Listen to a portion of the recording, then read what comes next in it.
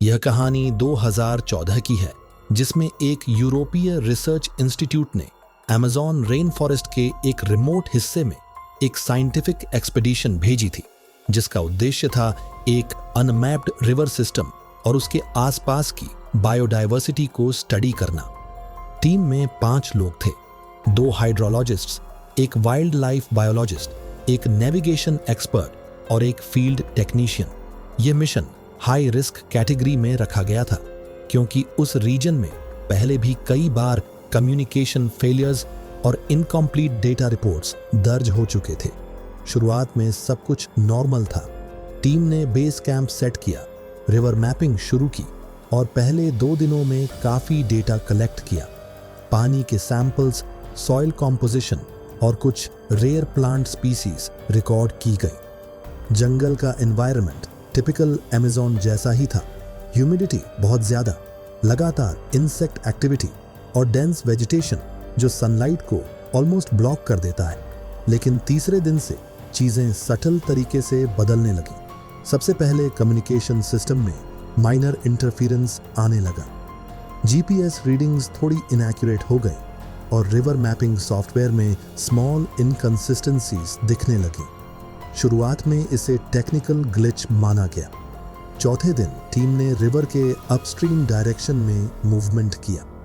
उसी दिन field technician ने अपनी लॉगबुक में लिखा कि रिवर फ्लो में अनयूजुअल टर्बुलेंस है, जैसे कहीं अपस्ट्रीम में बड़ा ऑब्स्ट्रक्शन हो।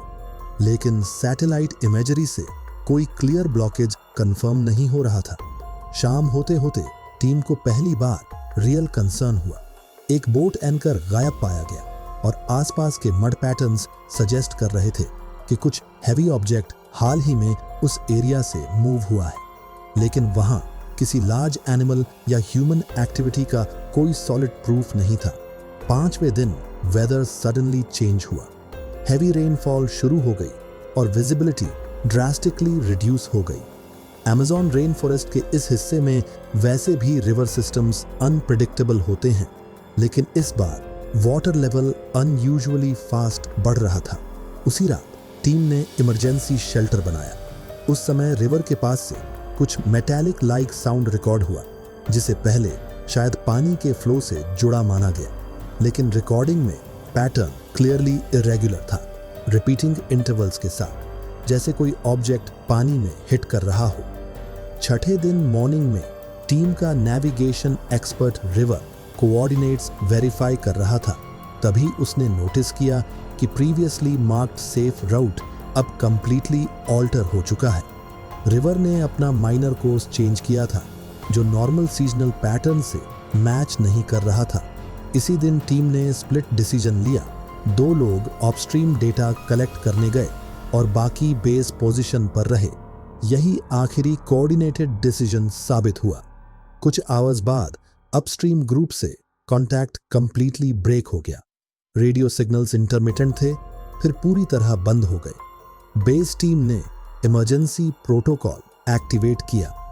जो लास्ट पार्शियल ट्रांसमिशन मिला, उसमें सिर्फ फ्रैगमेंटेड ऑडियो था, heavy breathing, water rushing sound और एक लाइन जो रिपीटेडली ब्रेक हो रही थी, river is not stable, return, visibility is gone.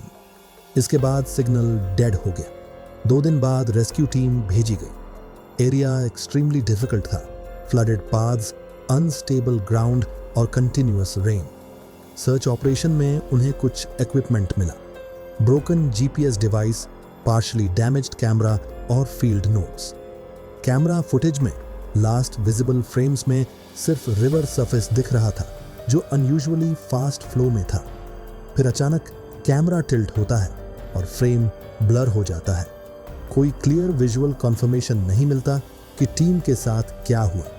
Official investigation में इसे एनवायरमेंटल मिसनेविगेशन इंसिडेंट क्लासिफाई किया गया, जिसमें एक्सट्रीम वेदर, रिवर डायनामिक्स और कम्युनिकेशन फेलियर को प्राइमरी कॉज माना गया। लेकिन फील्ड रिसर्चर्स आज भी मानते हैं कि अमेज़न रेन फॉरेस्ट के कुछ रिवर सिस्टम्स अभी भी फुली अंडरस्टैंड नहीं है और वहाँ सडन टेरेन शिफ्ट्स और नेविगेशन एरर्स कॉमन हैं। इस केस का सबसे बड़ा अनआंसर्ड क्वेश्चन आज भी वही है, क्या ये सिर्फ नेचुरल मिसकैलकुलेशन था या फिर रिवर सिस्टम ने किसी अननोन एनवायरमेंटल बिहेवियर की वजह से डायरेक्शन चेंज किया था जो ह्यूमन मैपिंग से बाहर है?